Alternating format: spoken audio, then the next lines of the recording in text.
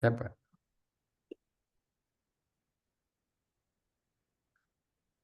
Assalamualaikum warahmatullahi wabarakatuh. Waalaikumsalam warahmatullahi wabarakatuh. Bismillahirrahmanirrahim. Innal hamdalillah wa nahmaduhu wa nasta'inu wa nastaghfiruh wa na'udzubillahi min syururi anfusina wa min sayyiati a'malina. May yahdihillahu fala mudhillalah wa may yudhlilhu fala hadiyalah. Asyhadu an la ilaha illallah wa asyhadu anna Muhammadan abduhu wa rasuluh. Pertama-tama kami mengucapkan terima kasih pada Al Ustadz Dr. Kiai Haji Ali Nurdin MA yang sudah dapat memberikan waktunya untuk berbagi ilmu kepada kita semua. Dan terima kasih banyak juga kepada hadirin semua yang saya hormati dengan tidak mengurangi rasa takzim yang mohon maaf tidak dapat saya sebut satu persatu yang sudah mau meluangkan waktunya hadir di kajian ini, dan semoga kita semua mendapatkan barokah dari Allah Subhanahu wa taala. Alhamdulillah, kali ini sudah masuk ke putaran kedua, sesi keempat dengan judul Toleran. Nanti insya Allah kalau hadirin yang ingin mendapatkan link-link sebelumnya akan dirangkum dan di-share secara terpisah. Baik, untuk tidak menunda lagi, tafadhol Baik, Ustadz. makasih Pak Edwin. Bismillahirrahmanirrahim. Assalamualaikum warahmatullahi wabarakatuh. Alhamdulillah, salatu wassalamu ala rasulillah wa ala alihi wa sahbihi wa mawalah, la hawla wa la quwata illa billah. Allahumma faqina fid din wa alimna ta'wil amma ba'd. Bapak Ibu sekalian, rahimakumullah, untuk lebih berkahnya kaji kita malam ini, mari kita buka dengan bersama membaca basmalah. Bismillahirrahmanirrahim. Eh, Tema kita malam ini masih berkelanjutan ya. Tema besar kita adalah tentang akhlak yang mulia, dan kali ini adalah tentang sikap toleran. Akhlak yang mulia itu diantaranya adalah seseorang memiliki sikap toleran. Secara sederhana, sikap toleran dapat dimaknai sebagai menghargai atas kondisi ataupun sikap orang lain. Jadi menghargai perbedaan, menghormati kondisi baik itu sisi keyakinannya ataupun mungkin pilihan-pilihannya, itu namanya kita bertoleran. Oke, mari kita lihat dalam Al-Quran beberapa petunjuk ayat yang dapat kita maknai sebagai dorongan untuk kita memiliki sikap toleran. Yang pertama adalah sifat ajaran agama kita sendiri itu disebut sebagai wasat. Wasat artinya titik pertengahan, titik moderat, ya tidak ekstrim. Ya, ini yang disebut di Al-Quran di surah nomor 2, surah Al-Baqarah ayat yang ke-143. A'udzu billahi minasyaitonir rajim. Wa kadzalika ja'alnakum ummatan wasatan litakunu syuhada'a 'alan nas wa yakuna ar-rasulu 'alaikum syahida. Dan demikian pula kami telah menjadikan kamu umat Islam, umat pertengahan, agar kamu menjadi saksi atas perbuatan manusia dan agar Rasul Muhammad menjadi saksi atas perbuatan kamu. Kami tidak menjadikan kiblat yang dahulu kamu berkiblat kepadanya, melainkan agar kami mengetahui siapa yang mengikuti Rasul dan siapa yang berbalik ke belakang.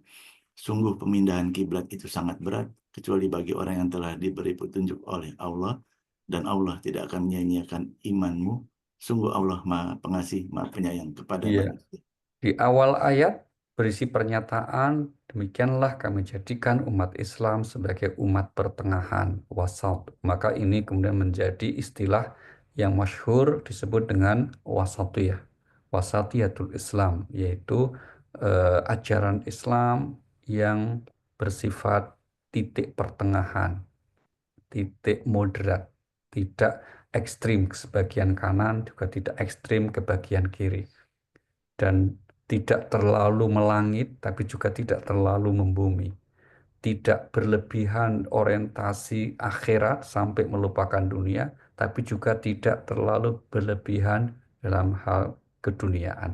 Itulah secara umum ajaran Islam, ajaran yang memiliki sifat titik moderat. Nah, moderat sikap moderat inilah yang seyogyanya juga menjadi panduan kita untuk memiliki sikap toleran terhadap keyakinan orang lain, terhadap pandangan, pemahaman orang lain.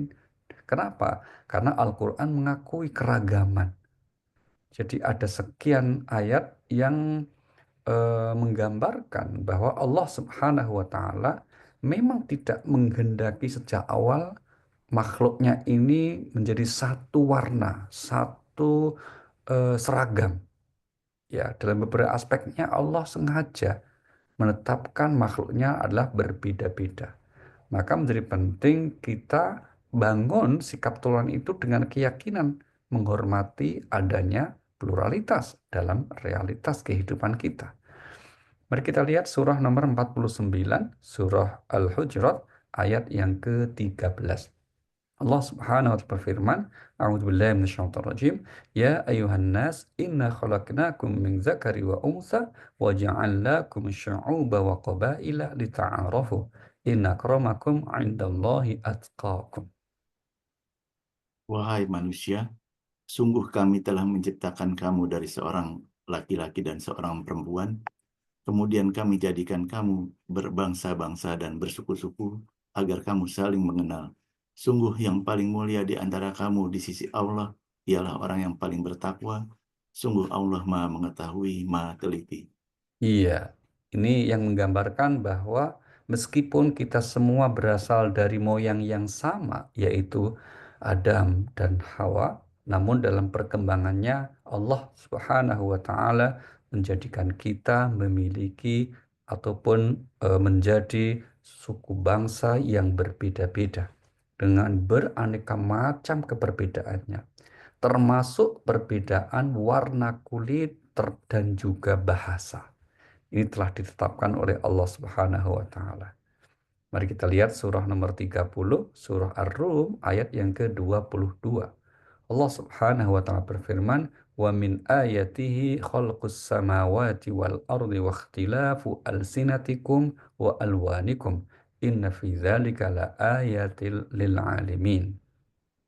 Dan di antara tanda-tanda kebesarannya ialah penciptaan langit dan bumi, perbedaan bahasamu dan warna kulitmu.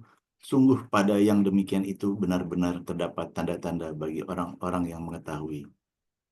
Iya, ini prinsipnya Bapak Ibu bahwa perbedaan warna kulit dan bahasa adalah bagian dari ketetapan Allah. Demikian juga perbedaan yang lain. Nah, pertanyaannya, bagaimana dengan keberbedaan keyakinan atau agama atau pandangan agama? Mari kita lihat bahwa itu pun juga terjadi karena Allah memberikan semacam izin, bukan ridhonya ya, tapi memang diberikan pilihan, itu kata kuncinya. Meskipun pada mulanya manusia itu satu umat, tapi dalam perjalanan waktu Allah Subhanahu wa taala memberi kebebasan kepada manusia untuk memilih jalan hidupnya. Disitulah kemudian akhirnya ada yang memilih jalan hidup yang jauh dari fitrah. Nah, untuk memandu manusia agar tidak menjadi salah melangkah, Allah mengirimkan para nabi. Tapi itu hanya sebatas untuk menyampaikan kembalinya pilihan itu kepada manusia. Inilah yang Allah isyaratkan di surah nomor 2 Al-Baqarah ayat yang ke-213. Allah berfirman di ayat ini, A'udzubillahi minasyaitonir rajim, kana an-nasu ummatan wahidatan fab'atsallahu an-nabiyyina mubasysyirin wa mundzirin wa anzala ma'ahumul kitaba bil haqq liyahkuma bainan nas fi makhtalafu fi. Manusia itu dahulunya satu umat. Lalu Allah mengutus para nabi untuk menyampaikan kabar gembira dan peringatan, dan diturunkannya bersama mereka kitab yang mengandung kebenaran, untuk memberi keputusan di antara manusia tentang perkara yang mereka perselisihkan. Dan yang berselisih hanyalah orang-orang yang telah diberi kitab setelah bukti-bukti yang nyata sampai kepada mereka karena kedengkian di antara mereka sendiri. Maka dengan kehendaknya, Allah memberi petunjuk kepada mereka yang beriman tentang kebenaran yang mereka perselisihkan. Allah memberi petunjuk pada siapa yang dia kendaki ke jalan yang lurus. Di awal ayat Bapak Ibu ya, manusia pada mulanya satu umat. Namun kemudian dalam perjalanan waktu berbeda-beda. Ini adalah penggambaran dari Al-Quran atas kondisi umat manusia sebelum diutusnya Nabi kita Muhammad SAW. Kita tahu Nabi Adam alaihissalam saat itu masih sangat sedikit jumlah manusianya sampai periode Nabi Nuh alaihissalam itu juga masih sedikit. Baru setelah Nabi Nuh alaihissalam membawa bersama orang-orang beriman dan kemudian eh, turun temurun bergenerasi-generasi, itulah mulai menyebar manusia dengan berbeda macam suku bangsa termasuk keyakinan. Nah, Al-Quranul Karim memberikan panduan bagaimana agar kita memiliki sikap toleran. Dan kerangka teori ini dapat kita juga pakai tidak hanya dengan pihak yang berbeda keyakinan, Bapak Ibu, juga bisa intra umat Islam tersendiri. Karena faktanya kita mengetahui dalam internal umat Islam kita banyak atau cukup banyak perbedaan. Baik karena perbedaan madhab fikih, karena perbedaan pemahaman akidah, demikian juga faktor perbedaan strategi lainnya, termasuk misalnya kita bergabung dengan berbagai macam kelompok, organisasi kemasyarakatan, dan seterusnya. Dan itu bukan sesuatu yang aib, tidak harus dipaksa menjadi satu. Namun kode etiknya kita sepakati, semuanya kita merujuk ke Al-Quran. Bagaimana petunjuk Al-Quran? Paling tidak ada dua, Pak Ibu. Yang pertama, kita meyakini dalam diri kita, maka ini yang disebut sisi ke dalam ya, ke internal dalam diri kita. Bahwa harus kita yakin agama yang diridhai oleh Allah Subhanahu wa Ta'ala adalah Islam. Ini tidak bisa ditawar. Mari kita lihat firman Allah di surah nomor 3, surah Ali Imran, ayat yang ke-19. Inna dina indallahil Islam wa makhtalafa alladhina utul kitaba illa min ba'di ma ja'ahumul ilmu baghyan bainahum. Sesungguhnya agama di sisi Allah ialah Islam. Tidaklah berselisih orang-orang yang telah diberi kitab kecuali setelah mereka memperoleh ilmu. Karena kedengkian di antara mereka. Barang siapa ingkar terhadap ayat-ayat Allah, maka sungguh Allah sangat cepat perhitungannya. Iya, sesungguhnya agama yang diridhai oleh Allah adalah Islam. Dan inilah yang kemudian agama yang Allah turunkan juga kepada seluruh nabi sebelum Nabi kita Muhammad SAW. Maka para nabi dari generasi awal, yaitu misalnya Nabi Nuh alaihissalam, Nabi Ibrahim alaihissalam, Nabi Musa alaihissalam, Nabi Isa alaihissalam, yang masyhur disebut dengan ulul azmi, nabi-nabi yang memiliki derajat lebih tinggi dibandingkan nabi yang lain, mereka semuanya adalah Muslim, menyampaikan pesanan inti dari Allah yaitu tauhid, la ilaha illallah. Maka syahadatnya sama semua Bapak Ibu. Di zaman Nabi Nuh, kaum Nabi Nuh yang beriman, maka mengucapkan kalimat syahadat. Asyhadu an la ilaha illallah. Wa asyhadu anna Nuh Rasulullah. Demikian juga di zaman Nabi Allah Ibrahim. Asyhadu an la ilaha illallah. Wa asyhadu anna Ibrahim Rasulullah. Nabi Musa sama, semuanya mengajarkan tauhid untuk la ilaha illallah. Demikian prinsipnya. Nah, karena alasan itu jugalah ayat yang lain, tepatnya di surah Ali Imran, ayat 85, Allah Subhanahu wa taala berfirman, "Wa may yabtaghi ghairal islami dinan falan yuqbala min wa huwa fil akhirati minal khasirin." Dan barang siapa mencari agama selain Islam, dia tidak akan diterima dan di akhirat dia termasuk orang yang rugi. Iya, barang siapa yang mencari agama selain Islam tidak diterima. Di akhirat termasuk orang rugi. Nah, ini ayat-ayat dan yang senada dengan ayat seperti ini Bapak Ibu, cukup banyak di Al-Quran, itu kita yakini karena ini sisi dalam kita. Termasuk ayat-ayat yang menjelaskan tentang bagaimana orang-orang yang ingkar kelak di akhirat, bagaimana nasib orang-orang yang tidak percaya kepada Allah dan Rasul-Nya di akhirat. Itu sisi ke dalam kita yakini.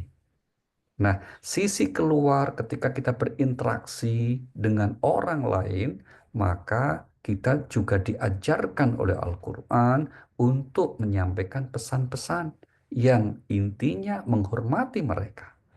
Di antaranya apa? Mari kita lihat surah nomor 6, surah Al-An'am ayat 108. Allah Subhanahu wa taala berfirman, "A'udzu billahi minasyaitonir rajim, wa la tasubbul ladzina yad'una min dunillah fayasubbullaha adwan bighairi ilm. Kadzalika zayyana likulli ummatin 'amalahum, summa ila rabbihim marji'uhum fayunabbi'uhum bima kanu ya'malun." Dan janganlah kamu memaki sesembahan yang mereka sembah selain Allah, karena mereka nanti akan memaki Allah dengan melampaui batas tanpa dasar pengetahuan. Demikianlah kami jadikan setiap umat menganggap baik pekerjaan mereka, kemudian kepada Tuhan tempat kembali mereka.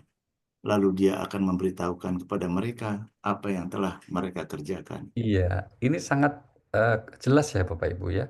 Meskipun dalam keyakinan kita yang benar itu Islam, berarti di luar Islam itu tidak benar dan tidak diterima kelak nanti di akhirat.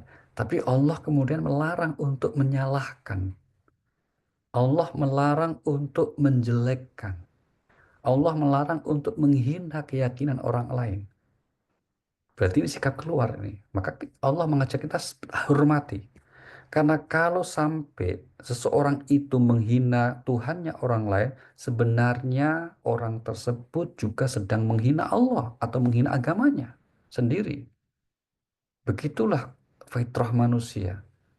Yaitu apa? Kadzalika zayyana likulli ummatin amalahum. Setiap orang memandang benar amal perbuatannya, memandang benar keyakinannya. Itu logis sekali. Maka kalau kemudian orang meyakini kebenaran agamanya, silahkan.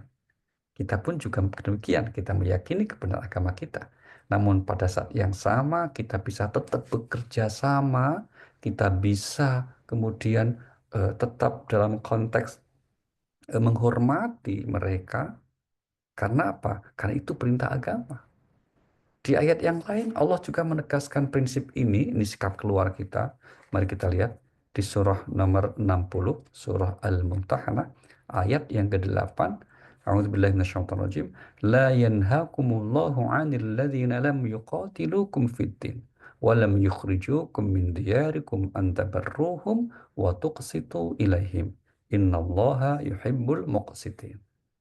Allah tidak melarang kamu berbuat baik dan berlaku adil terhadap orang-orang yang tidak memerangimu dalam urusan agama dan tidak mengusir kamu dari kampung halamanmu.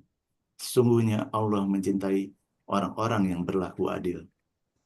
Iya, kalau kita lihat asbabun nuzul ayat ini Bapak Ibu, ini berkaitan dengan putri dari Sayyidina Abu Bakar As-Siddiq radhiyallahu an, yaitu Asma binti Abu Bakar.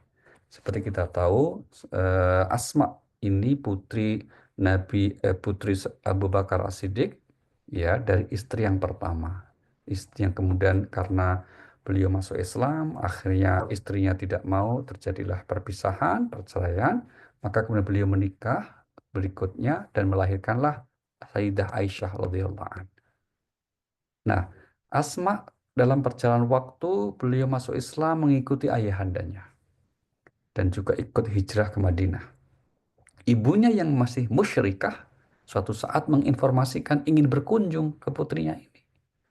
Maka Asma galau, ibuku masih musyrikah. Apakah saya diperkenankan menerima dia kunjungannya?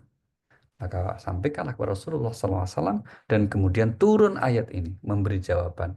La yanhaakumullahu 'anil ladzina lam yuqatilukum fid din wa lam tukhrijukum min diyarikum an tabarruhum wa tuqsitu ilaihim. Allah tidak melarang kamu. Nah, itulah kenapa redaksinya disebutnya dengan ungkapan Allah tidak melarang kamu berbuat baik dan berlaku adil kepada siapapun dengan latar belakang agamanya apapun.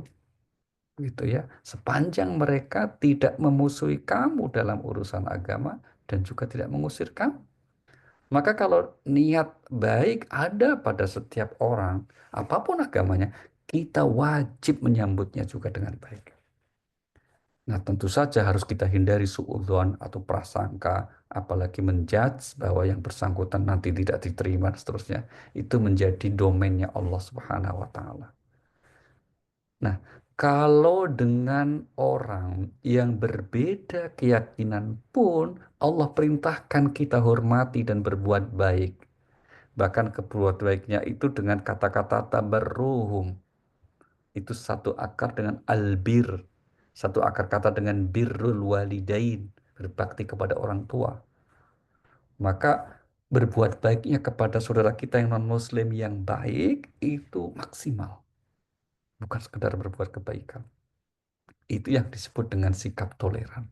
Di sisi keyakinan kita menghormati dan di sisi kemanusiaan kita bisa bekerja sama. Nah, apalagi kalau dengan sesama umat Islam.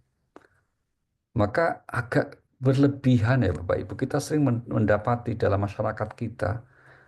Kalau hanya perbedaan yang bersifat khilafiyah, furu'iyah, bukan usul. Bahkan yang berbeda usul, yang berbeda pokok, tadi berbeda keyakinan agama. Allah pun suruh kita hormati. Apalagi kalau ini sama-sama umat Nabi Muhammad Sallallahu Alaihi Wasallam. Ya kan? Hanya berbeda pada aspek yang tidak penting. Berarti apa? Jauh lebih mulia, lebih utama kita untuk bersikap toleran atas keperbedaan yang terjadi di antara kita internal umat Islam. Toh persamaannya jauh lebih banyak. Allah kita sama, Al-Quran kita sama, Nabi kita sama, rukun Islam kita sama, rukun iman kita sama. Quran hadisnya sama. Hanya berbeda pada pemahamannya, pada penafsirannya, yang kemudian akhirnya ekspresi pilihan-pilihan kita beda. Mengapa kita tidak mengingat lebih banyak persamaan? Kenapa harus memperuncing perbedaan? Nah, inilah yang sebetulnya ingin kita terus gelurakan bagaimana sikap toleran itu menjadi fondasi kita untuk mengatasi perbedaan. Jadi perbedaan bukan untuk memisahkan, itu menjadi apa yang disebut sebagai fastabikul khairat. Kesempatan kita untuk berlomba berbuat kebaikan. Ya, maka teori ini relevan sekali ya Pak Ibu, yaitu teori sisi ke dalam dan teori sisi keluar. Ya, ini bisa dipakai kan hubungan kita dengan orang non-muslim, juga hubungan kita dengan sesama muslim. Maka kita boleh meyakini mengikuti mazhab apa saja, mengikuti ormas kelompok yang mana saja silakan. Tapi hindari untuk menghakimi yang berbeda. Apalagi sampai memastikan nasib seseorang itu kelak nanti di akhirat. Karena itu adalah domainnya Allah. Jangan ada yang magang jadi Tuhan untuk terlalu berlebihan menilai amal seseorang. Karena itu bukan domain manusia. Itu sepenuhnya adalah hak prerogatif dari Allah Subhanahu wa Ta'ala. Maka sikap toleran pada dasarnya juga mendorong kita untuk mewujudkan perdamaian di antara umat manusia dan juga anti kekerasan. Mari kita lihat pesan Allah misalnya di surah nomor 21 ya, 21 surah Al-Anbiya ayat 107. Allah Subhanahu wa taala berfirman, A'udzubillahi minasyaitonir rajim, "Wa ma arsalnaka illa rahmatan lil alamin." Dan kami tidak mengutus engkau, Muhammad, melainkan untuk menjadi rahmat bagi seluruh alam. Perhatikan ayat ini Bapak Ibu, menarik sekali. Allah berfirman, "Wa ma arsalnaka illa rahmatan lil alamin." Rahmat bagi seluruh alam. Diutusnya Nabi kita itu bukan rahmatan lil muslimin, rahmat bagi orang Islam saja, tidak. Atau rahmatan lil arabiyyin, rahmat bagi orang Arab saja, tidak. Lil alamin. Maka kalau ada orang yang kemudian agak berlebihan dalam menganggap bahwa seakan pemahamannya saja yang benar, itu mempersempit rahmatnya Allah yang dibawa Nabi kita Muhammad Sallallahu Alaihi Wasallam. Apalagi sampai di masa lalu beberapa periode dekade lalu ya, ada tindakan terorisme mengatasnamakan agama hanya gara-gara tidak sepaham dalam satu pandangan agama. Ini cara berpikir yang sangat aneh, Bapak Ibu. Rasulullah sangat ingin semua umatnya masuk surga. Kenapa ada orang yang mengaku sebagai umat Nabi Muhammad, kok kemudian bertindak keras terhadap juga umat Nabi Muhammad atas nama Nabi Muhammad? Coba bayangkan ya, kan biasanya sebagian saudara kita yang keras-keras itu kan mengatasnamakannya kan pakai hadis Nabi Muhammad. Jadi mengatasnamakan pandangan Nabi Muhammad begitu. Untuk kemudian menjelekkan, menjatuhkan, atau bahkan kemudian bertindak keras terhadap umat Nabi Muhammad juga. Padahal Nabi sendiri begitu sayang, begitu menginginkan bukan hanya umatnya, kalau bisa seluruh umat manusia masuk surga. Ya kan? Di Al-Quran banyak sekali ayat menggambarkan sifat raufnya Nabi kita Muhammad itu. Laqad ja'akum rasulun min anfusikum dan seterusnya itu ya. Maka menjadi sangat penting untuk kita meyakini kehadiran agama ini sebagai rahmatan lil alamin. Mari kita lihat, apalagi kalau kita sebagai sama mukmin ya, surah 49, surah Al-Hujurat ayat yang ke-9 dan 10. Allah berfirman di ayat ini, wa in ta'ifatani minal mu'minina iqtatalu fa aslihu bainahuma. Fa in baghat ihdahuma 'ala ukhra faqatilul lati tabghi hatta tafi'a ila amrillah. Dan apabila ada dua golongan orang mukmin berperang, maka damaikanlah antara keduanya. Jika salah satu dari keduanya berbuat zolim terhadap golongan yang lain, maka perangilah golongan yang berbuat zalim itu, sehingga golongan itu kembali kepada perintah Allah. Jika golongan itu telah kembali kepada perintah Allah, maka damaikanlah antara keduanya dengan adil, dan berlakulah adil. Sungguh Allah mencintai orang-orang yang berlaku adil. Iya, Sesungguhnya orang-orang mukmin itu bersaudara, karena itu damaikanlah antara kedua saudaramu yang berselisih, dan bertakwalah kepada Allah agar kamu mendapat rahmat. iya. Mukmin itu bersaudara. Bersaudara maknanya banyak persamaan yang mengikatnya, Baik. Kalau kita saudara kandung berarti ada persamaan ayah ibu kita sama, moyang atau kakek nenek kita sama. Itu kerabat namanya gitu ya. Jadi disebut saudara itu ada persamaan-persamaannya. Yang menarik maka kenapa Al-Quran mengatakan pemboros saudaranya setan gitu ya. Karena memang ada persamaannya. Baik, kita kembali ke ayat ini bahwa menjadi misi hadirnya umat Islam itu untuk mewujudkan perdamaian dan itu hanya bisa kita capai kalau kita memiliki sifat toleran atas keperbedaan yang terjadi di dalam masyarakat kita, di dalam internal umat kita, maka insya Allah terwujud yang disebut sikap kehidupan yang harmoni, yang bersatu, dan kalau itu sudah kita miliki, maka menjadi mudah untuk mencapai kemajuan ataupun kehidupan yang lebih baik yang menjadi cita-cita bersama kita. Baik, kemudian apa kemudian eh, eh, eh, tidak boleh misalnya kita melakukan peperangan dalam sejarahnya, dalam realitasnya. Nah, Al-Quran mengajarkan bahwa perang diizinkan bahkan ditegaskan manakala kemudian kita dalam keadaan terzalimi. Mari kita lihat ayat yang pertama kali turun berkaitan dengan izin peperangan itu di surah nomor 22, namanya surah Al-Hajj, ayat yang ke-39 40. Allah berfirman, A'udzubillahi minasyaitonirrajim, "Udzina lilladzina yuqataluna bi annahum zulimu wa innallaha 'ala nasrihim laqadir."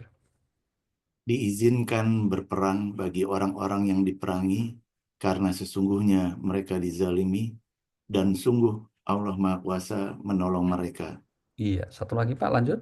yaitu orang-orang yang diusir dari kampung halamannya tanpa alasan yang benar, hanya karena mereka berkata, Tuhan kami ialah Allah. Seandainya Allah tidak menolak keganasan sebagian manusia dan sebagian yang lain, tentu telah dirobohkan biara-biara Nasrani, gereja-gereja, rumah-rumah ibadah orang Yahudi, dan masjid-masjid yang di dalamnya banyak disebut nama Allah. Allah pasti akan menolong orang yang menolong agamanya. Sungguh Allah Maha Kuat, Maha Perkasa. Iya, ini ya ayat yang pertama kali turun Al-Hajj ayat 39-40 ini berkaitan dengan diizinkannya perang. Setelah Nabi kita hijrah 2 tahun di Madinah, maka turun ayat ini. Kenapa? Kalau sudah turun, yaitu karena kondisi umat yang terus dizolimi. Maka kalau ada orang yang menuduh Islam mengajarkan atau disebarkan dengan pedang, itu fitnah yang keji sekali ya. Allah tidak merestui memaksakan ajaran agama kita. Maka ada prinsip la ikraha fiddin, tidak ada paksaan dalam memeluk agama Islam. Kalau di masa lalu, di masa Rasulullah SAW banyak terjadi peperangan, itu bukan dalam rangka untuk kemudian agresif, progresif menyebarkan Islam. Namun karena apa? Pembelaan atas sekian lama kezaliman yang diterimanya. Termasuk akhirnya pada peristiwa Fathu Makkah ya tahun 8 Hijri, itu Nabi tidak memaksa, silakan yang mau masuk Islam silakan, mau pergi silakan. Ya, ini betapa agama kita bukan agama yang menganjurkan untuk berperang dalam konteks apa itu agresif, tapi perang yang dianjurkan oleh agama kita bagian dari untuk menyingkirkan kezaliman, membela harga diri karena dizalimi dan seterusnya. Oke. Kemudian berikutnya sikap toleran ini kita bisa bangun juga melalui apa? Melalui keterbukaan dalam menerima tradisi yang ada di masyarakat. Yang boleh jadi tradisi itu memang tidak ada di tempat yang lain, termasuk di negara asal atau di negara lahirnya umat Islam, yaitu di Saudi misalnya, atau di negara-negara Arab yang lain, atau di negara Islam yang lain. Maka bagaimana seharusnya kita memiliki menyikapi tradisi? Jawabannya adalah kalau tradisi itu tidak bertentangan dengan syariat, kita hormati, kita bertoleran, tidak masalah. Tapi kalau ada tradisi yang bertentangan dengan syariat, ya tentu harus kita tidak menyetujuinya. Ya, mari kita lihat misalnya di surah nomor 7 Al-A'raf ayat 199, Allah berfirman, "Khudhil afwa wa'mur bil 'urfi wa'rid 'anil jahilin." Jadi, jadilah pemaaf dan suruhlah orang mengerjakan yang ma'ruf, serta jangan pedulikan orang-orang yang bodoh. Iya, wa'mur bil 'urfi, kata al-'urf itu juga bisa dimaknai sebagai tradisi yang baik. Yang masyhur, yang ma'ruf itu sebagai kebaikan tidak bertentangan dengan syariat.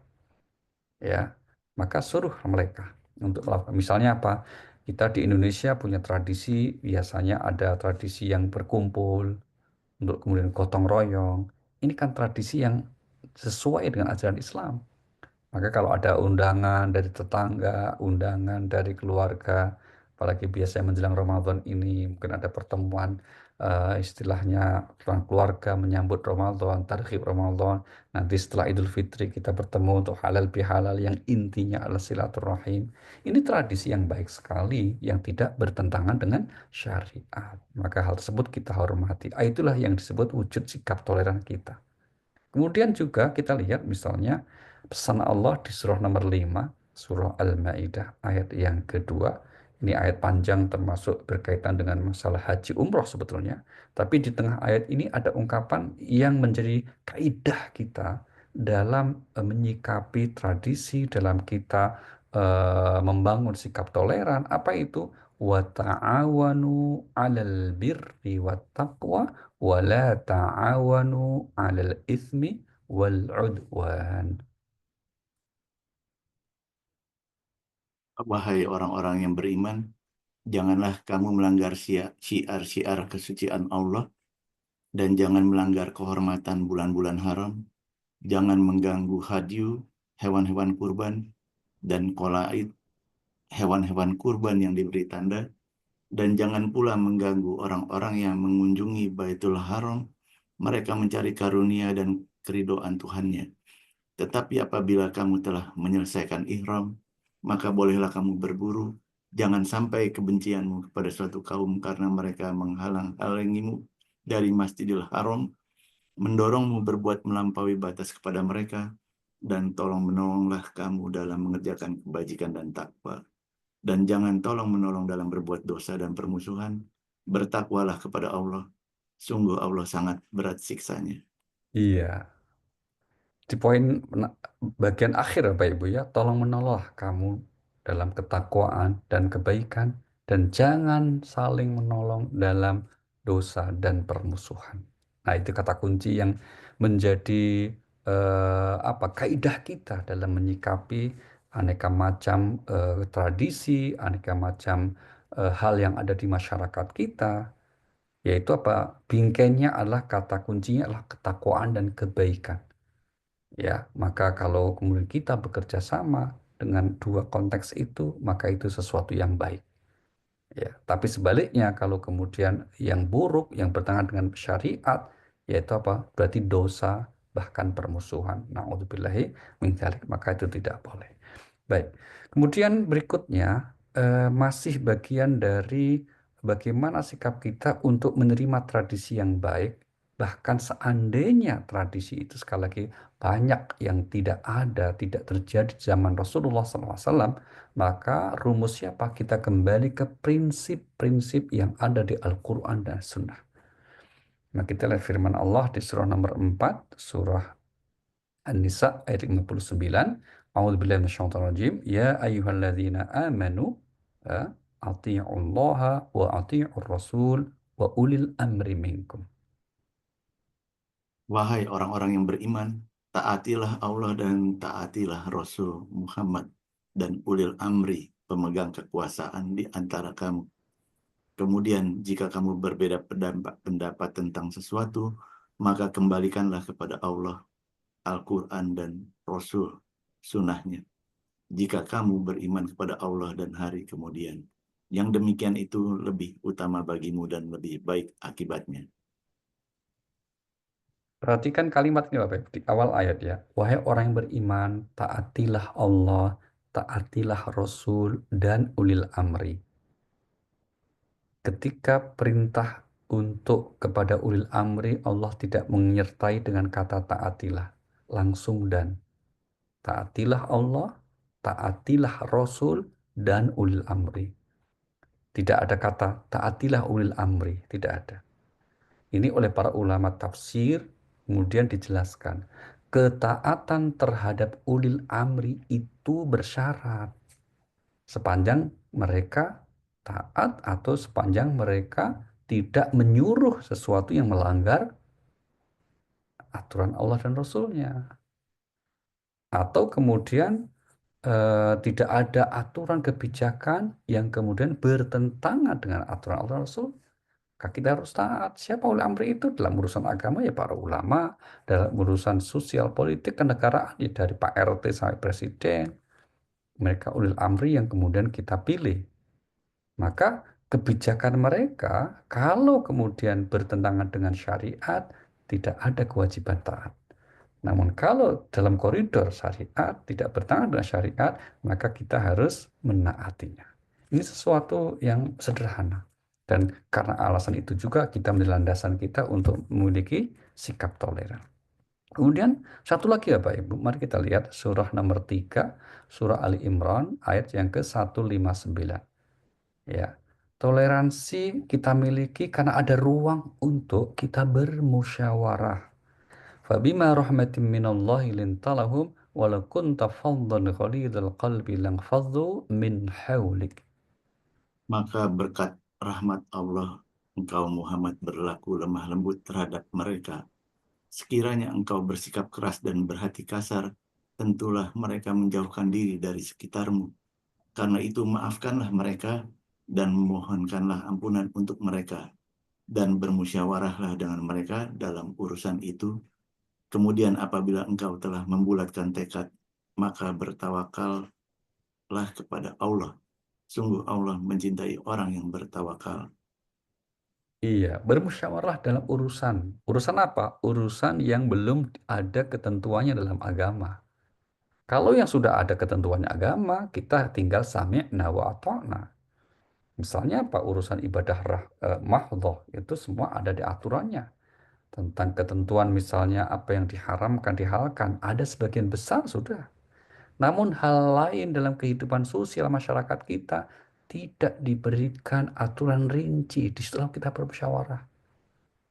Nah, dengan bersikap toleran, maka bisa bermusyawarah. Termasuk misalnya kalau kita tinggal di sebuah perumahan, di komplek, ini kan penghuninya mungkin bermacam-macam.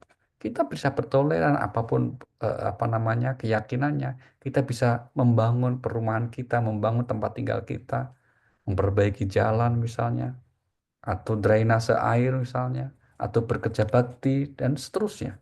Pokoknya untuk urusan kemanusiaan, untuk urusan kehidupan, atau yang sering kita sebut dengan istilah hablum minan nas, itu menjadi sesuatu ruang untuk kita bisa bersama-sama dengan tetap menjaga akidah kita, menjaga sikap toleran kita dalam diri kita. Dan untuk itulah ajaran Al-Quran dan Sunnah itu kemudian sampai kepada kita. Karena faktanya memang kita hidup di tengah masyarakat yang plural. Sehingga kemudian tuntutannya untuk apa? Bersatu padu demi kemaslahatan bersama. Mari kita lihat firman Allah di surah nomor 3 ayat 103. Surah Ali Imran. Wa'tasimu bihablillahi jami'a wa la tafarraku. Wadhkuru ni'matallahi alaikum idh kuntum a'da'an fa'allafa baina qulubikum fa'asbahtum bini'matihi ikhwana. Dan berpegang teguhlah kamu semuanya pada tali agama Allah, dan janganlah kamu bercerai-berai. Dan ingatlah nikmat Allah kepadamu ketika kamu dahulu masa jahiliyah bermusuhan. Lalu Allah mempersatukan hatimu, sehingga dengan karunia-Nya kamu menjadi bersaudara. Sedangkan ketika itu kamu berada di tepi jurang neraka. Lalu Allah menyelamatkan kamu dari sana. Demikianlah Allah menerangkan ayat-ayatnya kepadamu agar kamu mendapat petunjuk. Iya, berpegang teguhlah pada tali agama Allah dan jangan bercerai-berai. Ini saya kira kalimat intinya ya Bapak Ibu, jangan bercerai-berai. Jangan kemudian saling bermusuhan yang itu pasti akan mengendorkan atau merenggangkan hubungan-hubungan yang ada dalam internal umat maupun di masyarakat kita. Jadi kalau dalam kita berbangsa punya sila yang disebut Persatuan Indonesia, maka di dalam Al-Quran Allah pun menegaskan pentingnya kita menguatkan persatuan dan menghindari bercerai-berai.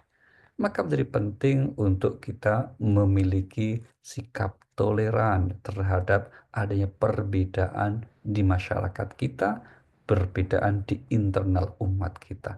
Apalagi secara umum, kita sebagai manusia berasal dari keturunan yang sama. Al-Quran sering memanggil manusia itu dengan ungkapan Ya Bani Adam. Wahai keturunan Adam, itu maksudnya manusia.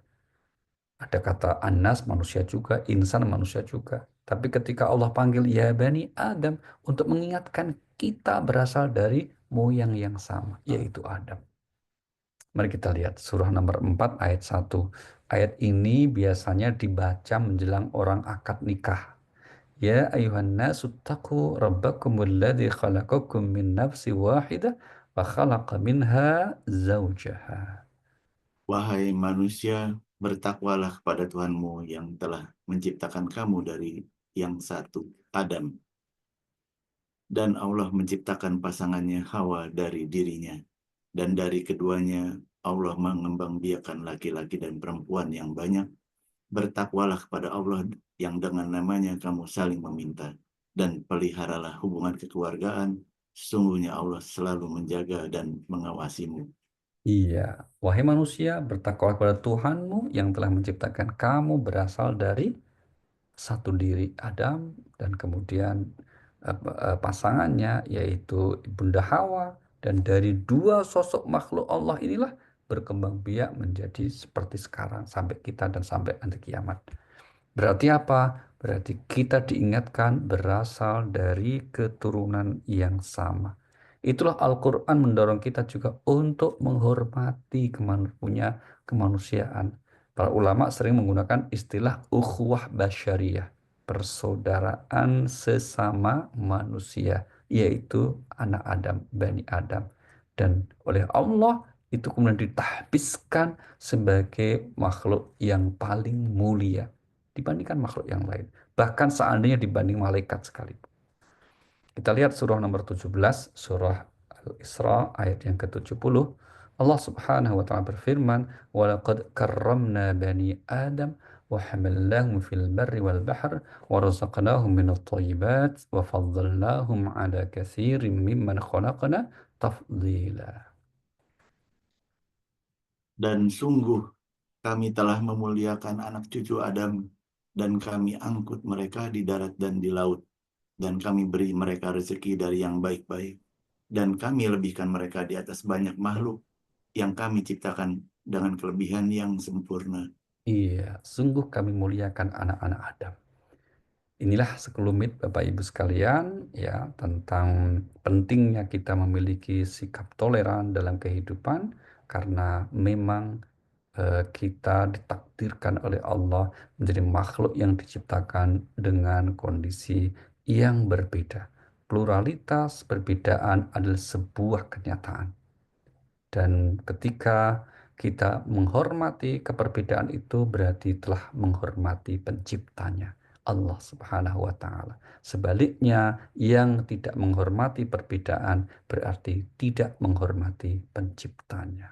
Na'udzubillahi min dzalik. Oke Pak Edwin, mungkin demikian yang dapat disampaikan. Kita akan bisa lebih perdalam lagi dalam sesi tanya jawab berikutnya.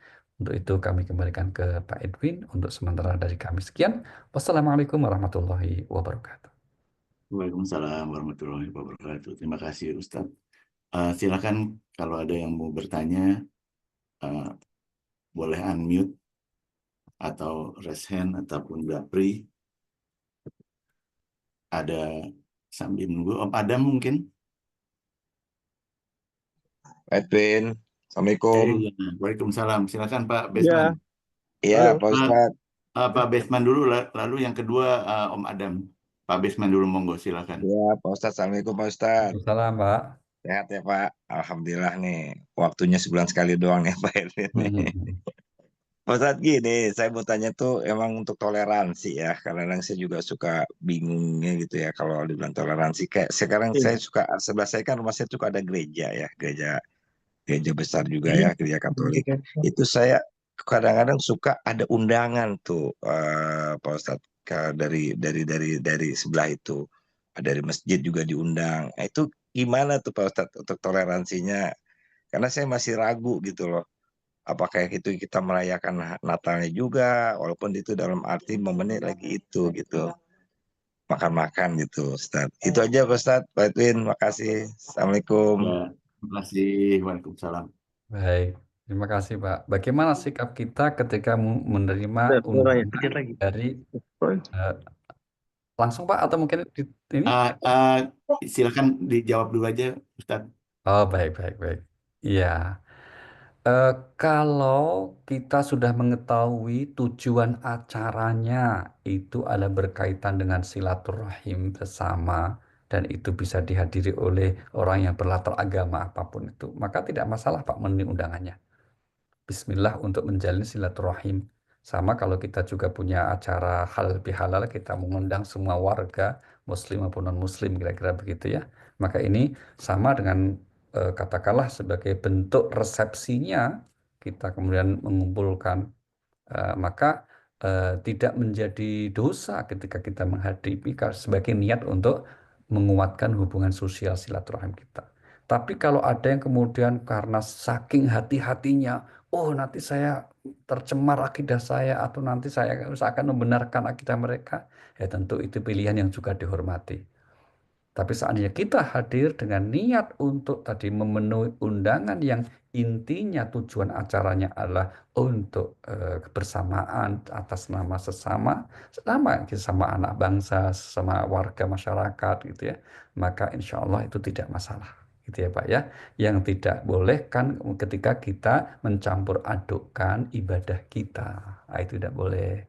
Misalnya kita mengikuti agenda agama, agenda ibadahnya dalam bentuk kita mengikuti ritual-ritualnya, jelas tidak boleh. Dan juga kita tidak berharap mereka supaya mengikuti ritual kita, kan juga tidak. Kalau jelas itu mereka sebagai non-muslim. Jadi kembalinya adalah kepada tujuan acara dalam undangan itu apa. Nah, kalau semacam sama misalnya kita diundang resepsi pernikahannya meskipun tempatnya di gereja, kita menghormati undangan itu. Begitu, Pak. Terima kasih. Ya, terima kasih Pak Ustadz. Baik, Ustaz. Mari. Terima kasih. Monggo, Om Adam, silakan. Ya, terima kasih. Pak Ali tadi disampaikan di surat Al-Imran tadi, wasyawirhum fil amr, fa idza azamta fatawakkal 'ala Allah. Jadi kenapa di dunia Arab musyawarah ini kelihatannya kok nggak terlihat dengan baik dan tidak ada fa idza azamta fatawakkal 'ala Allah, sehingga potensi kekuatannya itu sepertinya nggak ada kekuatan karena mereka tidak bermusyawarah. Itu pertama pertanyaan saya, Pak Ali. Yang pertanyaan kedua, ini menjelang Ramadan ini kebiasaan mungkin ini apakah berangkat dari kaidah usul fikih al-adatu muhakkamah tadi yang dikatakan tradisi tadi. Biasanya masyarakat Indonesia ini berkunjung ke makam-makam keluarganya. Kemudian pertanyaannya adalah apakah ketika mereka mengunjungi di makam itu yang bersangkutan almarhum yang sudah dikembangkan di tempat itu bisa melihat kita yang berziarah, itu pertama. Dan mana lebih baik misalnya sama-sama ada kesempatan dia berziarah dibandingkan dengan dia berdoa setelah sholat ya. Mana lebih dekat dari sisi yang diharapkan dari mereka itu. Terima kasih, Wali. Terima kasih, Pak Nur. Yang pertama tentu pengetahuan atau cara informasi yang kita peroleh sama dengan Pak Nur ya, dengan masyarakat Arab sekarang ini. Kenapa kok mereka cenderung justru terpecah menjadi sekian banyak negara, sehingga kemudian juga mereka sulit untuk menyatukan langkah gitu ya. Sehingga tidak titik temu untuk bermusyawarah, jangankan untuk titik temu, bahkan musyawarahnya pun juga meskipun mereka punya organisasi yang disebut dengan organisasi konferensi Islam misalnya, yang itu tidak hanya orang Arab sebetulnya. Nah, ini tentu menjadi salah satu PR kita ini, Pak. PR kita berat nih. Ya, kenapa? Karena memang salah satu kelemahan atau paling tidak yang belum dilakukan umat ini adalah mengokohkan persatuan. Kita yakin betul kalau umat Islam itu bersatu padu itu yang namanya Israel itu lah sauplik aja toh, Pak. Selesai itu gitu. Cuma kalau untuk menyatukan ini butuh energi, butuh kesungguhan yang luar biasa ya. Itu yang saya kira mungkin kenapa mereka tidak bisa, itu menjadi pertanyaan kita juga itu, Pak. Nah, kalau toh ada sekelumit jawaban mungkin ya informasinya ataupun itu menduga-duga, pada intinya begitu. Tapi yang jelas karena mungkin ada dua alasan, Pak. Alasan pertama ya secara internal mereka juga punya problem di negara masing-masing. Yang kedua secara eksternal mungkin ya ada sumbatan-sumbatan untuk mereka berkomunikasi bermusyawarah itu. Tapi ini dugaan ya, Pak. Nanti mungkin bisa kita konfirmasi pandangan para ahli lah ya, kira-kira khususnya para ahli politik Timur Tengah memandang situasi hal seperti ini. Tapi kalau kita lihat sejarah di masa lalu, memang mereka punya tradisi untuk terus berperang kan, Pak? Sesama suku, berperang antar suku, maka sampai ada muncul arba'atun hurum, 4 bulan haram, itu haram untuk berperang, itu mereka begitu ya. Nah, ini apakah tradisi ini juga masih ada sampai sekarang? Wallahu a'lam. Tapi yang jelas kita berorientasi untuk solusi ke depannya gimana nih. Maka paling tidak kita dorong supaya kemudian bisa menjadi contoh, negara ini menjadi contoh pentingnya kita untuk menjaga persatuan. Karena dengan persatuan akan banyak hal yang bisa kita selesaikan. Gitu ya, Pak ya. Kemudian yang Ya, maaf Pak. Jadi dalam hal ini ulama-ulama besar mereka itu kan tentu paham betul Pak ya mengenai ayat ini ya. Dan betul. karena tidak terwujud musyawarahnya itu berarti mereka mengabaikan ayat ini. Sehingga apakah ini juga termasuk murka Allah sehingga kejadian di sana seperti itu karena dia tidak mengabaikan wasyawirhum fil amri itu, Pak. Bisa Jadi saja. tidak Bisa kita tafsiri seperti itu. Ya, tapi sekali lagi ini menjadi subjektivitas kita ya Pak ya, karena memandang dari kejauhan itu apa yang terjadi, hakikat yang terjadi sehari-hari kita belum memahami persis. Apakah juga misalnya posisi para ulama itu cukup diberi ruang untuk menyampaikan pendapatnya di kekuasaan mereka, gitu ya. Karena dalam tradisinya masyarakat itu dari dulu Pak, itu kemudian ulama ini kan terkadang hanya dimanfaatkan Pak untuk menjadi semacam apa? Semacam hiasan ya, stempel bagi kekuasaan. Terkadang kan begitu Pak.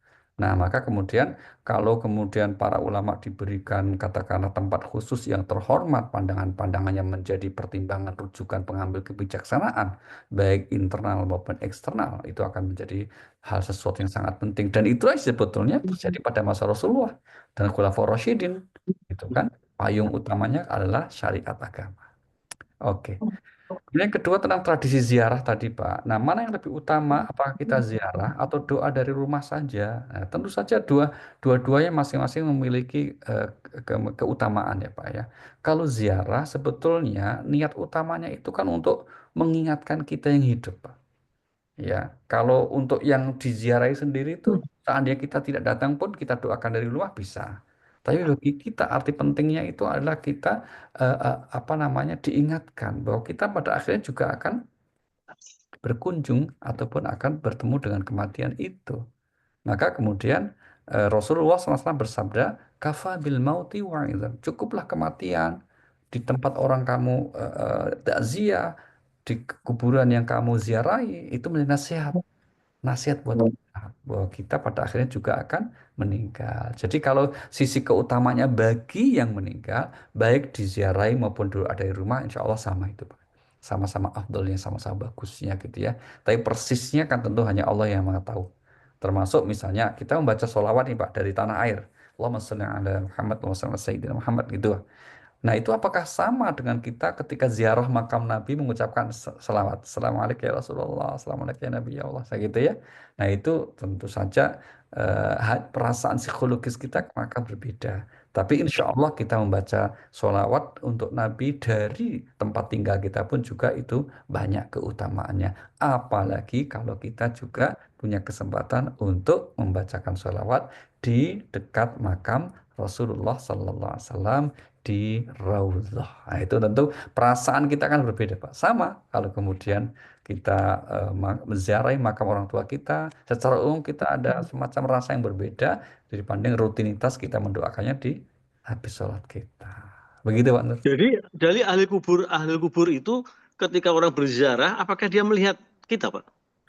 Baik Dalam ketika hadis yang sahih. ya, baik merujuk ke surah nomor 3 ayat 170 ya Pak ya. Ayatnya mengatakan wa farihina bima atahumullah min fadli wa yastabshiruna billadzina lam yalhaqu bihim min khalfihim alla khaufun alaihim wa lahum yahzanun, di mana orang yang telah wafat dalam keadaan yang baik dalam keadaan membawa iman itu mereka gembira disebabkan dua hal. Satu, dengan rizki yang Allah karuniakan di alam kubur, di alam barzah. Dengan yang kedua bahagianya karena anggota keluarga yang masih hidup di dunia. Kenapa? Karena mendoakannya. Baik mendoakannya di rumah maupun menziarahi makamnya. Jadi berdasarkan ayat ini, maka diyakini orang yang meninggal itu dapat menyaksikan keadaan anggota keluarganya yang masih tinggal di dunia. Begitu, Pak. Atau nuwun. Ya, betul, Pak. Betul, Ya. Pak. Pak Ustadz, Yo, Pak Edwin. mau tanya lagi Pak Ustadz. Ya, terima kasih Om Adam. Ya, silakan Pak Besman. Ya, jadi agak senang nih ngeliat apa masalah-masalah arwah nih Pak Ustadz nih. Hmm. Gini Pak Ustadz, kalau kata Pak Ustadz bilang tadi kan kalau misalnya kita udah meninggal itu kan arwahnya itu sudah diangkat, apa masih bisa melihat kita ataukah memang masih berputar-putar gitu loh, ataukah memang Bisa. halo, nah begitu kadang 40 hari baru dia diangkat arwahnya gitu Pak Ustadz. Nah terus yang kedua itu doa yang bagaimana apa maksudnya gini, kalau kita kan namanya anak yang soleh itu kan kalau kita sholat aja sebenarnya itu udah suatu doa kita kepada orang tua bahwa tuh anak itu sudah melakukan ibadah. Jadi tidak doa juga dengan sholat aja itu sudah sama juga sudah sudah mendapatkan pahala untuk orang tua gitu Pak Ustadz. Gitu aja Pak Ustadz, 2 pertanyaan itu. Terima kasih Pak Ustadz. Baik, Assalamualaikum. baik, makasih Pak. Yang pertama, eh, Al-Quran menjawab ya Pak ya, surah 17 ayat 83, 85.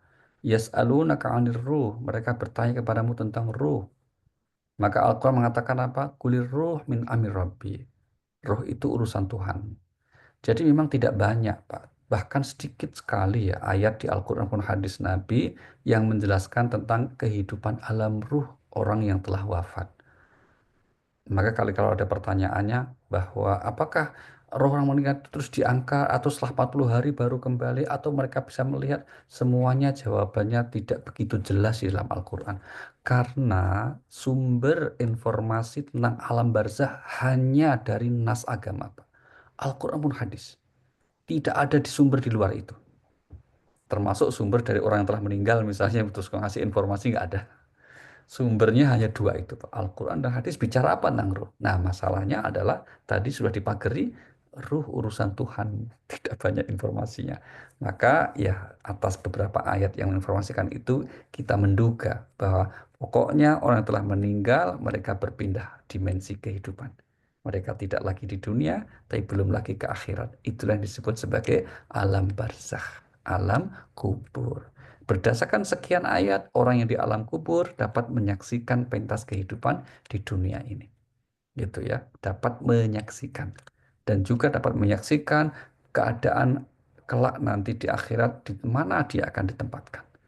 Ini merujuk ke misalnya di surah 40, ayat 46, dan seterusnya ya. Maka sedikit sekali Pak, termasuk di hadis Nabi tentang siksa kubur, nikmat kubur itu sedikit sekali. Itu pun sudah bercampur dengan sekian banyak riwayat yang dinilai tidak sahih. Itu ya. Baik, kemudian bukankah kita dengan berbuat baik sebagai anak itu sudah menjadi amal soleh buat orang tua? Betul sekali Pak. Iya, itu benar sekali. Tapi kalau kemudian kita tambahkan dengan doa, maka itu lebih menguatkan. Nah, kita tambahkan dengan doa khusus itu lebih menguatkan lagi. Tapi yang terpenting memang kita menjalani hidup sebagai seorang anak ya dengan baik saja, maka kebaikan-kebaikan anak itu akan menjadi jariah bagi orang tuanya juga. Nah, kalau toh kemudian kita mendoakan, toh itu juga perintah Allah. Kita berdoa untuk orang tua kita itu berarti kita menjalankan taat perintah Allah. Doakan orang tuamu yang disebut di surah nomor 17 kan ayat 23, wa qadha rabbuka alla ta'budu illa iyyahu wa bil walidaini ihsana imma yablaghanna 'indaka al-kibara ahaduhuma aw kilahuma fala taqul lahumā uffin wa la tanharhumā wa qul lahumā qawlan karīmā wakhfid lahumā. Ayat 23 24-nya itu mengajarkan memerintahkan agar kita memohon kepada Allah ampunan untuk diri kita dan juga untuk kedua orang tua kita. Maka ucapkanlah, ya Tuhan ampuni aku dan kedua orang tuaku. Sayangi mereka sebagaimana mereka telah menyayangiku di waktu, mendidikku di waktu kecil. Jadi eh, makna kita mendoakan orang tua bukan hanya untuk kepentingan orang tua itu Pak, tapi maknanya adalah kita tunduk patuh mengikuti perintah Allah, yaitu mendoakan kedua orang tua kita. Itu Pak, terima kasih. Baik, Masya Allah. Betul. Ada yang mau bertanya lagi? Ya, terima kasih Pak Ustadz. Terima kasih. Ya, Allah. ya, terima kasih. Sambil menunggu ada yang dari Japri, Ustaz. Jadi ini terkait banyak orang non-Islam menganggap Islam ini eksklusif dan tidak toleran terhadap perbedaan. Bagaimana cara menanggapi dari Al-Quran maupun juga secara praktis, mungkin contoh dari Rasulullah ya Ustaz. Karena dikaitkan dengan 2/3 dunia ini berdasarkan data masih non-Islam, maka tentu perlu ada penerimaan yang lebih masif begitu Ustaz. Baik.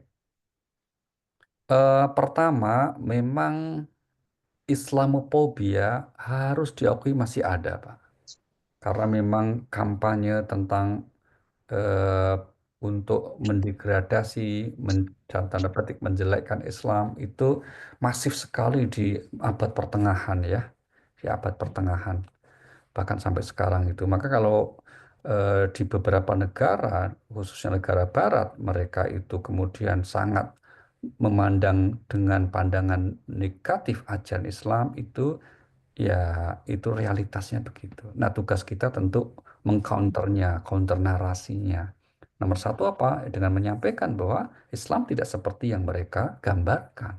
Gitu ya. Kalau tidak percaya, mari kita lihat ayat Al-Quran. Karena mereka tidak membaca Al-Quran biasanya, Pak. Hanya mendengar dari berita-berita, membaca dari buku-buku yang ditulis oleh orientalis pertengahan, yang mereka umumnya memang dengan semangat kebencian, bukan semangat toleran. Gitu ya. Itu satu. Maka menjadi penting. Maka termasuk malam ini kenapa kita bahas tema ini, salah satunya adalah untuk punya kemampuan nanti untuk mengcounter atau bikin narasi yang isinya adalah bisa menjelaskan kepada mereka bahwa Islam bukan agama teroris, bukan agama yang buruk, bukan agama eksklusif. Ini sangat inklusif, gitu ya. Kemudian contoh dari Rasulullah sangat banyak, Pak, peristiwanya. Sangat banyak contoh dari Rasulullah Sallallahu Alaihi Wasallam tentang sikap tolerannya itu, sikap toleran Nabi ya gitu. Misalnya apa? Yang pertama misalnya Rasulullah Sallallahu Alaihi Wasallam itu ketika di Madinah berinteraksi dengan orang-orang Yahudi, Bani Nazir, Bani Quraidah, Bani Qainuqah, kemudian bikin perjanjian damai, meskipun kemudian dikhianati, ya Nabi dikhianati itu. Tapi bagaimana Nabi tidak mudah menaruh dendam ya terhadap kelompok-kelompok ini. Kemudian yang kedua misalnya, yang kemudian perjanjian damai itu juga diabadikan yang kemudian populer disebut dengan istilah Piagam Madinah. Maka Bapak Ibu nanti bisa ketik ya Piagam Madinah. Piagam Madinah ini meskipun para ulama hadis berbeda pendapat tentang eksistensinya, tapi paling tidak substansi inti hakikatnya yaitu mengajarkan bagaimana landasan hidup bermasyarakat yang plural itu dengan sikap toleran. Dan itu diinisiasi oleh Nabi kita Muhammad Sallallahu Alaihi Wasallam. Sikap toleran Nabi yang lain misalnya adalah bagaimana Nabi berinteraksi ya dengan orang-orang yang memusuhinya, membencinya, tapi Nabi tidak membalas dendam. Sama sekali Nabi tidak, meskipun punya kesempatan. Misalnya ambil contoh tahun 8 Hijri tadi kita sebut peristiwa Fathu Makkah. Nabi tidak membalas dendam. Padahal beliau diusir di kampung halamannya. Kalau mau bisa aja kemudian punya kekuatan untuk menghabisi mereka semua. Tapi Nabi tidak melakukan itu.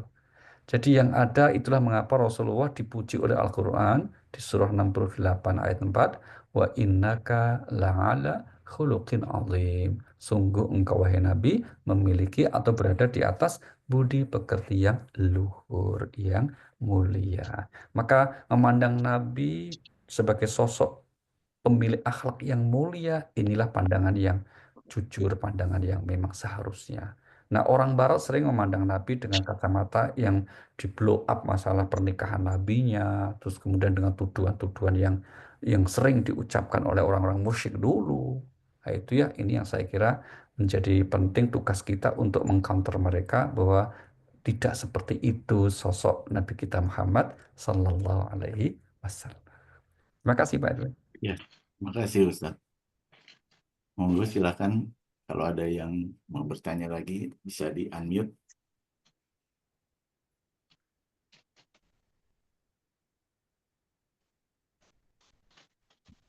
Mungkin sudah cukup Iya, malam jangan. Ustaz.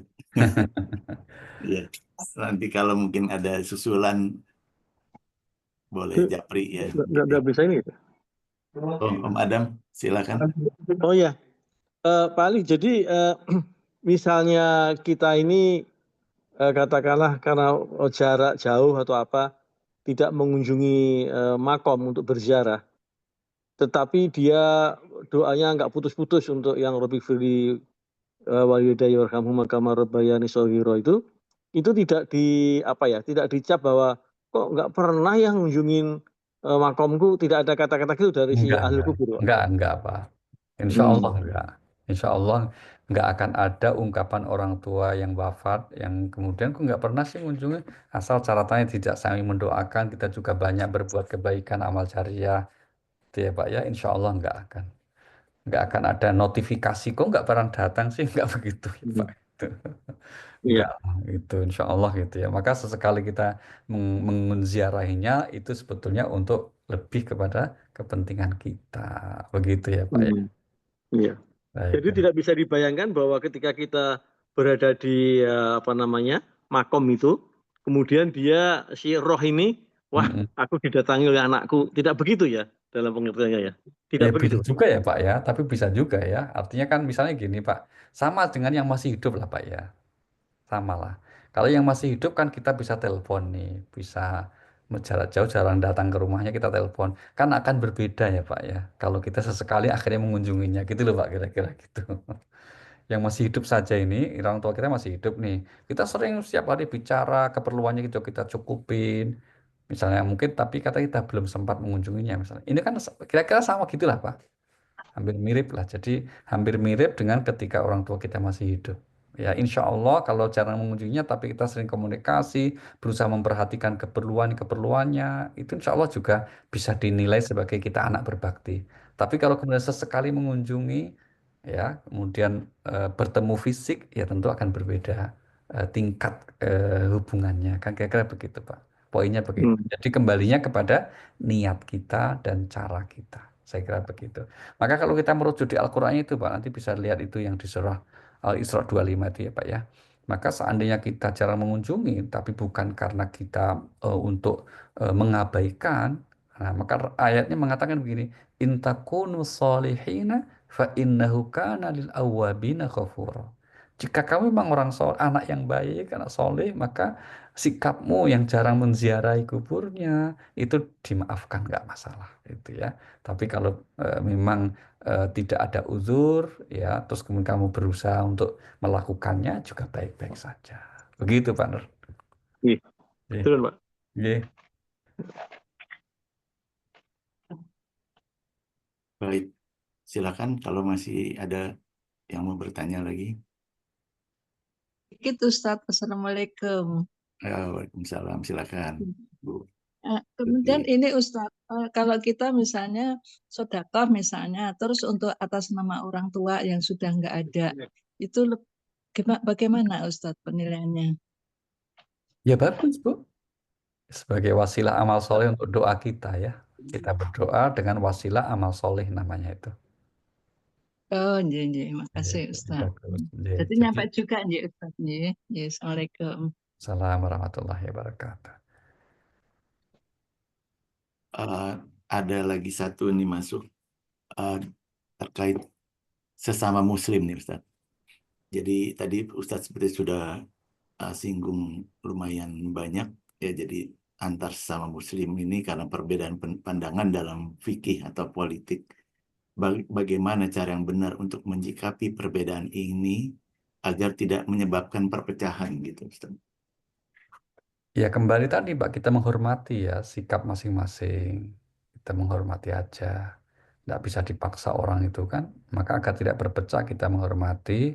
Terus menguatkan yang sama. Toh kita sama muslim, kita sesama keluarga. Bahkan itu kadang suami istri sama anak. Itu kalau toh hanya berbeda masalah. Yang nggak penting-penting itu harusnya dihindari untuk berpecah. Itu sikap kita itu Pak. Jadi sikapnya agar tidak terpecah apa? Menguatkan persamaan-persamaannya dan menghormati perbedaannya. Gitu saya kira, Pak. Simpel sekali gitu ya. Baik. Baik Ustadz. Baik. Mungkin demikian Baik. Bapak Ibu Iya. sekalian. Ya, terima kasih. Iya. Baik, terima Iya, kasih terima banyak kasih. Ustadz dan Terima kasih, semua Ustaz. hadirin yang sudah meluangkan waktu. Kita tutup dengan doa kafaratul majelis. Subhanakallahumma wa bihamdika asyhadu alla ilaha illa anta atubu ilaik. Alhamdulillahirabbil alamin. Terima kasih Ustadz. Terima kasih Pak Ustadz. Oke, Pak Ibu, mohon izin. Selamat malam. Terima kasih Pak Ustadz, terima kasih Pak Edwin. Assalamualaikum. Sehat terus Ustaz. Waalaikumsalam. Syukron Ustaz. Syukron Dik. Terima kasih Pak Makasih Pak Ustadz. Edwin. Bisman. Pak Edwin, Selamat Pak tadi Pak terima kasih Edwin. banyak. Terlambat dengerinnya. Terima kasih nih Pak Haji. bisa Tadi nanya-nanya. lambat tadi Pak Edwin dengerinnya. Oh iya tadi Pak Edwin. Aduh, Terima udah kasih lagi Pak jalan. Edwin, izin Makasih live. Bu Terima Latifah. kasih. Terima Terima kasih kasih Pak Ubed. Edwin, Pak Ustadz. Ya, terima Boleh. Terima kasih kasih. Pak Fauzi. Terima kasih Pamit banyak. dari grup Om Edwin. Om Didi, Assalamualaikum. terima kasih. Waalaikumsalam. Izin live deh. Iya Mbak Ti, terima kasih. Salam buat Mas Ibu. Iya, Makasih iya itu Pak sama-sama Pak betul. Siam. Edwin, Iya, salam buat keluarga Makasih. ya, semua ya. Iya, Makasih ya. Assalamualaikum, selamat istirahat. Iya, Assalamualaikum. Assalamualaikum. Sandi, terima kasih San. Ya, oke. Diva, Ustadz, Pak Om Gun, Edwin, izin pamit. terima Pak kasih Edwin, banyak. Pak Edwin. Iya, Pak Nanti Besman. Kak, ada rincian ininya, ayat-ayat tadi yang ketinggalan Pak Edwin ya. Surat ini Pak Edwin. Itu ada nanti saya share. Oke, siap. Apa tadi gak Iya. terlambat nih Pak Edwin. Iya, sip. Ambil catatan saya juga nanti di buku. Iya. Makasih Insya Pak Allah Edwin. ada. Sukses selalu. Iya. Lancar Sama. rezekinya. Amin, Oke. amin. Yuk. Assalamualaikum Pak Edwin. Waalaikumsalam. Sukses lancar semua. Amin, amin, amin. Tabarakallah. Bumi, makasih. Deki, Pak Muklis, Pak Bayu, Bu Dewi, Dini, ya, Bu Dini, Mbak Dini, terima kasih.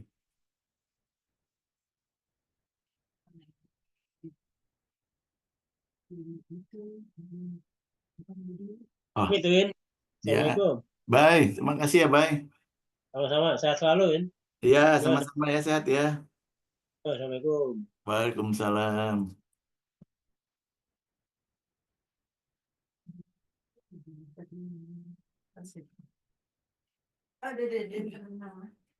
Mana?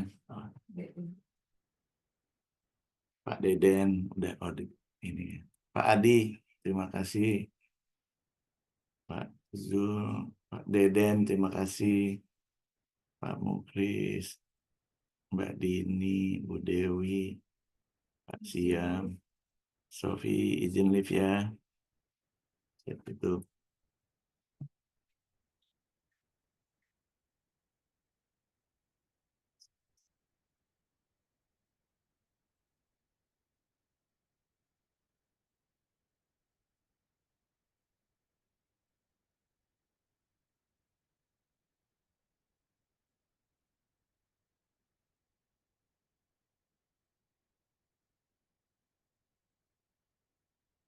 Mulyawan, terima kasih.